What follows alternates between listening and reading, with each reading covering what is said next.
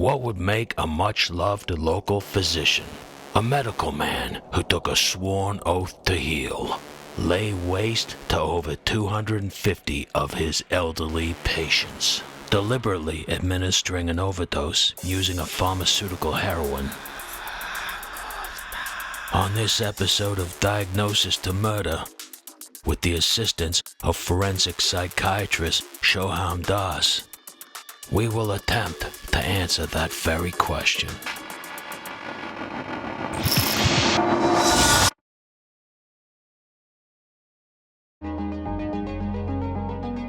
An estimated 6.1 per 100,000 of the general world population will be murdered this year. What makes a killer? Is it a trait that we all share as sentient beings?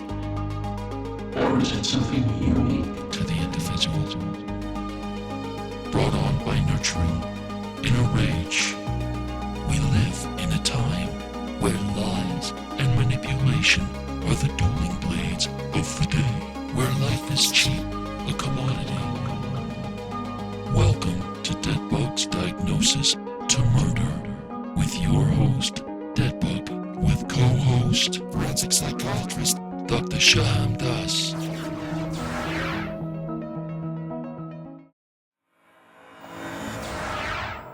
There are not many of us who enjoy going to the doctors, myself included. Perhaps it's because when we walk through that door of our local physician, we're admitting to ourselves that we are only clocks made of flesh and blood, slowly winding down. And our doctor is the proverbial clockmaker, who can only stave off and delay what we know to be imminent. There have been very few documented incidences throughout history where the doctor, the nurse, the caregiver has ignored their sworn oath to care, to heal, and turned on their patients to take a life that they took an oath to preserve. And in the mid-1990s, Dr. Fred Shipman was one of those physicians who ignored his oath, and he started to take the lives of his patients. And what better way to understand those heinous crimes than with the assistance of Dr. Das. Hello cruel world, my name is Dr. Sohom. I'm a consultant forensic psychiatrist based in London in the UK. I assess mentally disordered offenders in courts, in prisons and in locked psychiatric units. And also I work as an expert witness, which means that I give professional evidence in courts during criminal trials, including murder trials. If you're interested in this kind of area, you should definitely go and check out my YouTube channel, A Psych for Sore Minds. I dissect a smorgasbord of topics related to criminality and mental illness and the crossover between the two. Okay, doctor, it's time to put you to work and show that you're more than just a pretty face. Who is that? DEADBUG! How you doing, my friend? I'm sure you got lots of questions for me. Bring them on. Not so fast, Slick.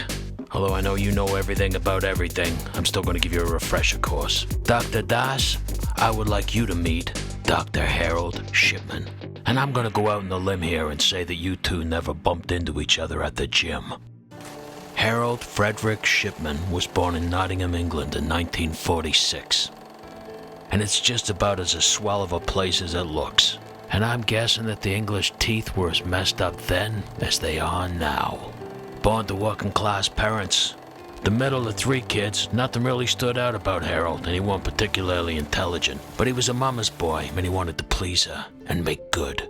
That's why when she died of cancer, and Harold didn't grieve, loved ones were concerned. After all, he'd been the one at her bedside caring for her, giving her medicine. It was just out of high school that he banged up his first girlfriend. They got married a couple of months later. And although someone with average grades, he signed up to medical school, which many put down to him trying to please his dead mother. Graduating in 1970, he and his new family moved to West Yorkshire. And it was during that time his patient list began to steadily grow. But it was also around this time that a serial killer named Stuart Sutcliffe was about to start holding sway on the town. It was during this period that Shipman, now a junior doctor, was linked to the death of 12 babies, including a 4-year-old girl whose mother had left the hospital room to go get a cup of tea and told Shipman to take care of her daughter. And he must have taken it literally, because when she came back, her daughter was dead. And it's believed at this time that Shipman developed a taste for it. And when you get the taste, you get the hunger. And when you get the hunger, you need to feed. It was during this period that while having a growing family in practice, he also had a growing drug dependency to the same pharmaceuticals he was feeding his patients, eventually being arrested for forging those prescriptions. And although the local practitioners were notified, Shipman was not struck off and was still able to practice being a doctor, which history is now documented had disastrous results. At this time, Shipman announced to his partners that he was leaving the practice and moving to Hyde, Manchester with its 3,000 patients to start up on his own. And it was now alone, without other doctors watching, that he could practice his secret indulgence. And the murderer now went into a free fall. And perhaps it was that freedom without his fellow doctors looking over his shoulder that caused Shipman to go off the rails and become a serial killer. And it's impossible to say how many of his patients he sent to the grave early. But there's one thing for sure. If you were getting a home visit from Dr. Shipman, you better have your affairs in order, because it may have been your last.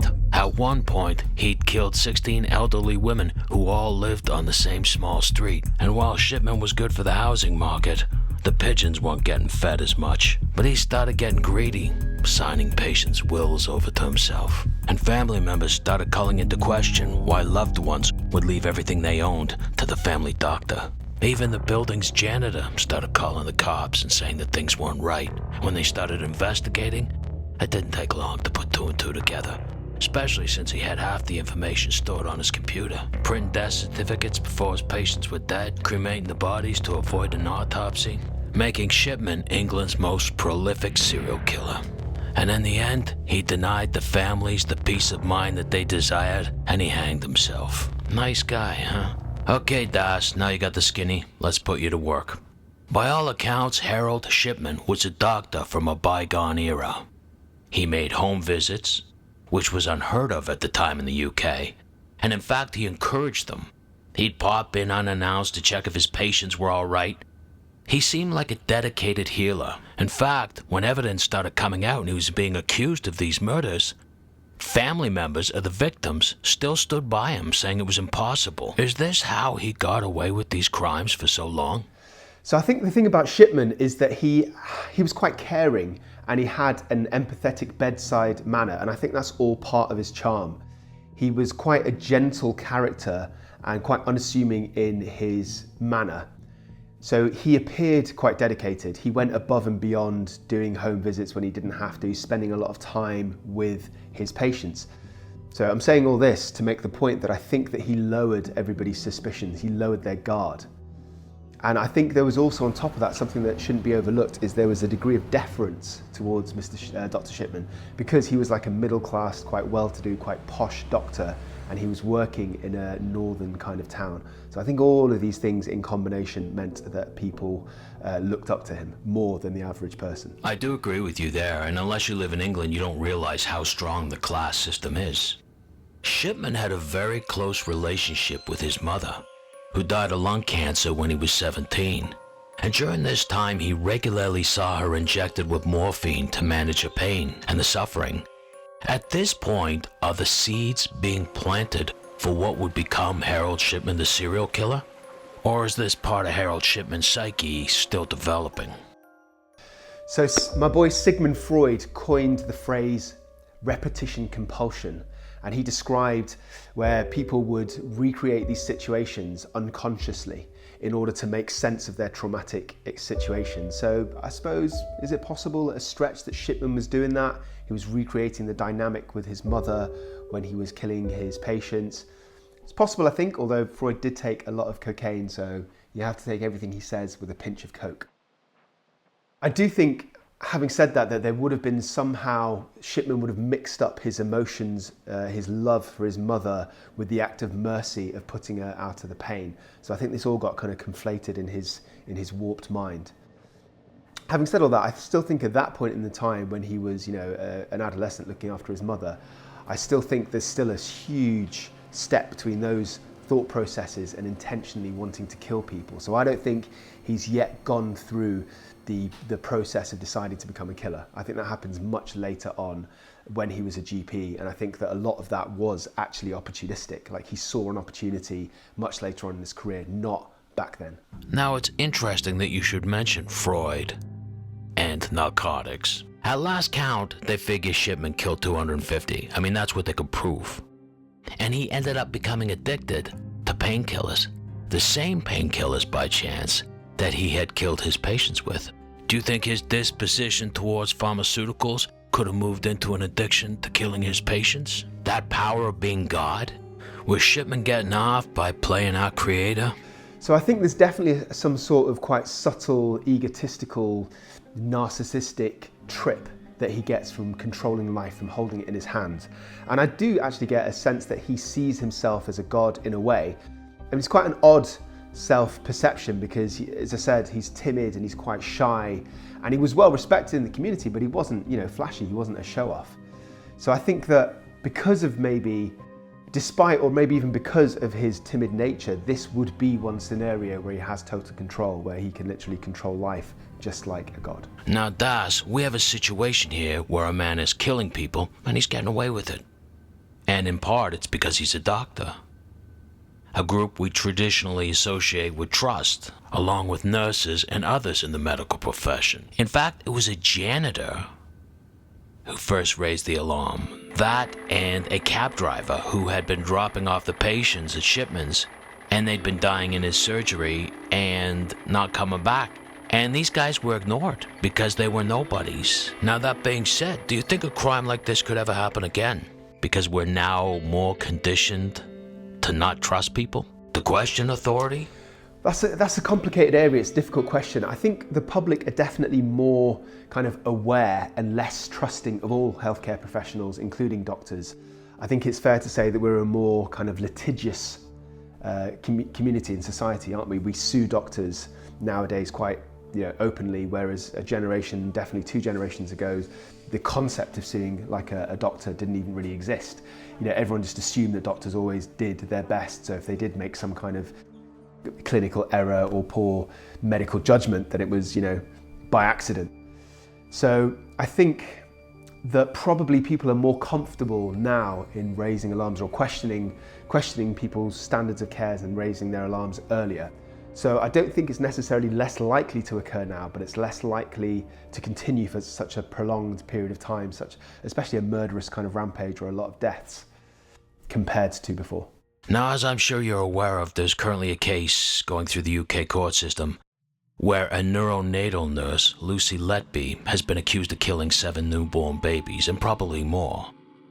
And just like Shipman, even with the overwhelming proof against her, she has pleaded not guilty. And it seems like they permeate this arrogance, like they're untouchable, because they're caregivers. When reportedly a mother of one of the babies walked in and interrupted Letby, who was in the process of murdering her child, and the child was letting out this horrific scream, Letby turned to the mother and smiled and said, "Trust me, I'm a nurse."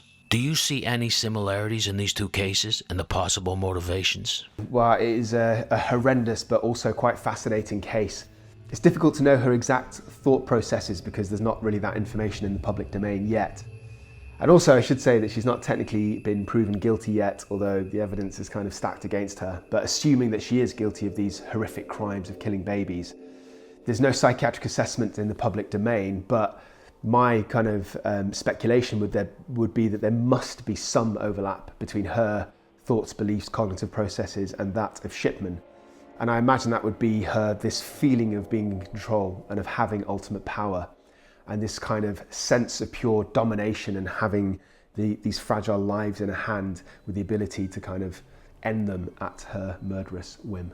Now, Das, 80% of Shipman's victims were women. I got a theory it's because men hate going to the doctors. And women, especially old ladies, they love it because they can chit-chat, have a cup of tea, and complain a bit. I mean, you know how it is with old ladies, Das. Even if you throw them off a cliff, they'll be talking on the way down. So does this make them more likely to regularly visit a physician? Yeah, so there are definitely more women, female victims for Shipman. I think perhaps women, especially at that kind of that age, would have been even more differential towards him than men. because he was a man in authority. And remember, this was like a generation ago when most doctors were male. Nowadays, especially in certain areas like paediatricians and GPs, general practitioners like Harold Shipman was, there's actually more females than males, but back then it was almost all male doctors. And I think another factor is that women live longer, don't they? They have a longer life expectancy, so there would have been a kind of skew towards having more older women patients, so more vulnerable elderly women to prey on for Shipman. Just to expand on the subject of women living longer, now it's time for me to share my expertise with you. They live longer, Das. Well, that's because they nag us to death, and we just want out. And death seems like the easiest option. Apologies, but I just had to get that off my chest. Now, there have been those who've said that Shipman gave his patients a millionaire's death. Clean, no suffering, quick, which most of us won't have the luxury of experiencing, and there will be an element of pain and suffering involved. Do you think he was compassionate to these people in any way? I'm of the mindset that he was just fed up of listening to these old ladies complaining about the aches and the pains, and he was just shut up and take 2 of these. Disdain towards old people, with respect, I think you're dead bugging up the wrong tree. I don't think that Shipman felt irritated or disdainful towards any of his patients because he voluntarily, repeatedly went out of his way to spend time with them, to help them. You know, he would go out of hours, he would spend much longer than he needed to just to chat to them and their families. And, you know, obviously what he did was horrific, but he actually did treat people well, apart from when he was killing them. So I feel that it wasn't disdain. I feel like it was almost the opposite. I think that Shipman got some sort of perverse pleasure in being able to kind of be in a position to help the vulnerable. So it was almost like these mercy killings, and they're not mercy killings in a way that seem logical to us because those people didn't need to die. But I think maybe in his own twisted, warped mind, Shipman felt that they would die anyway within years, so he was kind of giving them this peaceful option. And again, I just really want to stress that this is not a logical thought process, and I'm in no way excusing Shipman's actions. I'm generally against mass murder, but I'm just saying maybe from his perspective, that's what he thought. Well, I'm glad you're generally against mass murder, Das. And that puts aside some of the concerns I had about you, and now I can publicly reinstate that dinner invitation.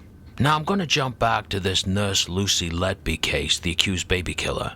And she was caught relatively early because of the unnatural amount of deaths that were occurring in the maternity ward that she worked on. And they were able to identify that she was present on each of the shifts that one of these babies died or were injured. Clearly Shipman got away with it so long because the elderly die, and this is what we've grown up to expect.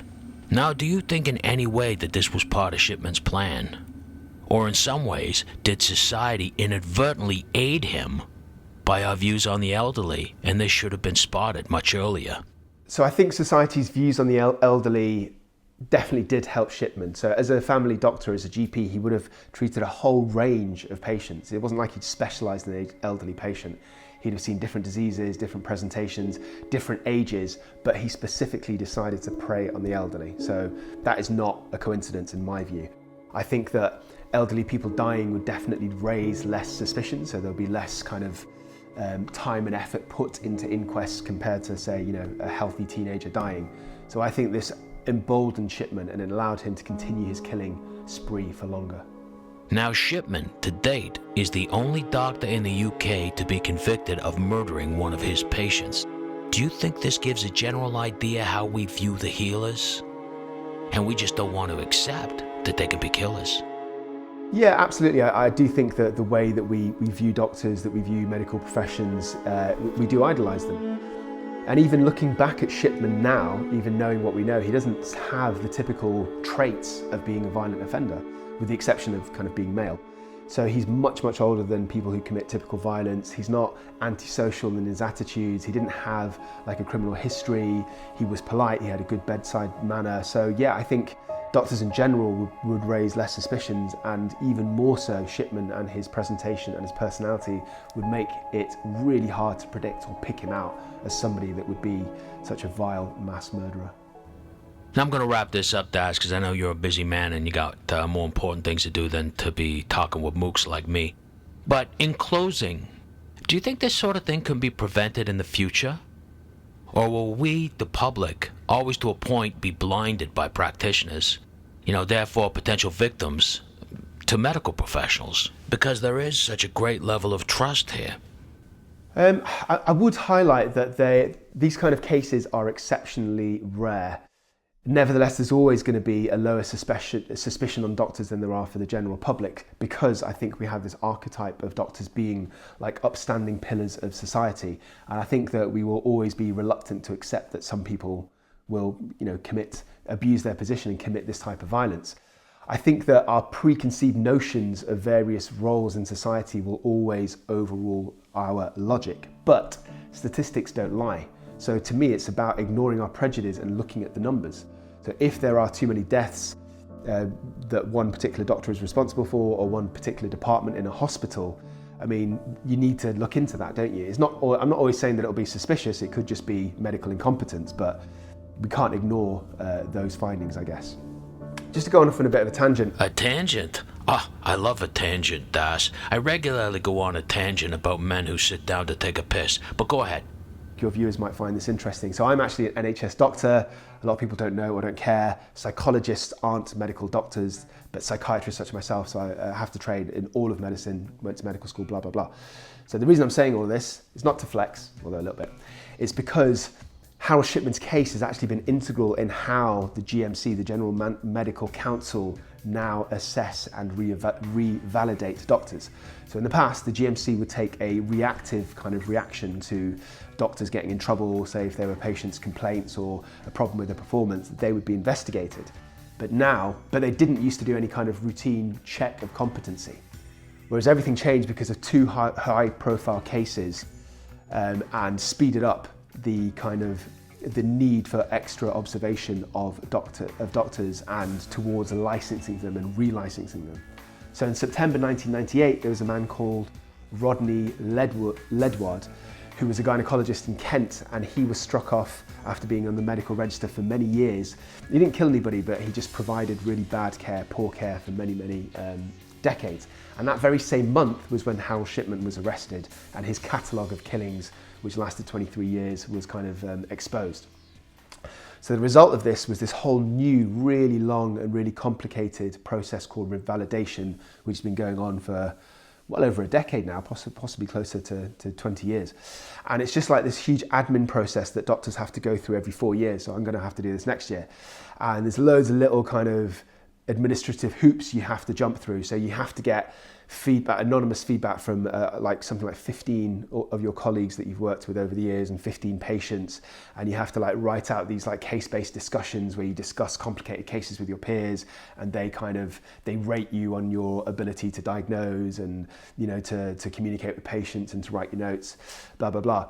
But this is my issue with it. It can be a bit of a popularity contest because you've got 4 years to do it, and the doctors get to pick and choose which patients and which colleagues do the assessment. So I guess what I'm saying is it's there to pick out these rotten eggs, but I don't think it's necessarily an effective method to do that. For example, I'm pretty sure Harold Shipman would have passed his revalidation because, you know, obviously he went around killing elderly people, but nobody knew that at the time, right? And he was respected and seen as a hard worker and very conscientious by patients and by his colleagues. So if they would have had to fill out assessments on his behalf for validation, he would have passed that shit, I think. I would also close by saying that many doctors, myself included, think that it's just a bit of a pain in the ass, revalidation. It's a huge paperwork admin task. It's very inconvenient. Those are kind of my thoughts, but at the same time, I don't want to damage my career by talking smack about the GMC. Well, thank you for explaining that to us, Doctor. And myself, I do find that interesting because I like to know what's been put in place to protect my family. And I agree with you. As with any safeguarding practices, there are ways around it, and it's open to abuse. Right, so all I have to say, you got to go chiggity, check out my YouTube channel at Psych for Sore Minds. It's a smorgasbord of topics related to true crime with a sprinkling of mental illness. Recently, I have done a detailed video on the Darrell Brooks case and his shenanigans and his behaviour in court. Is he mentally unwell? Does he have a personality disorder? You're going to have to see my video on my channel. Right, it's a pleasure to talk to you. Shout out to my homeboy DEADBUG. Always love to be a guest spot on your channel. I hope I'm educating your viewers. Stay in touch. Let's do it again soon. Peace out. Stay euthymic. and remember. And Doctor, thank you once again for lending your valuable learned time to us all. You've been a great sport as always, and I will see you all on the next installment, A Diagnosis to Murder.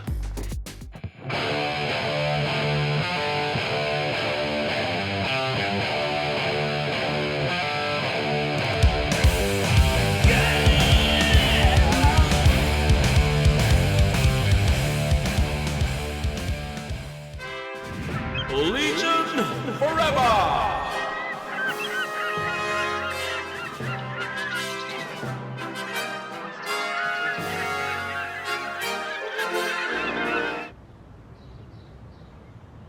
That book says no more.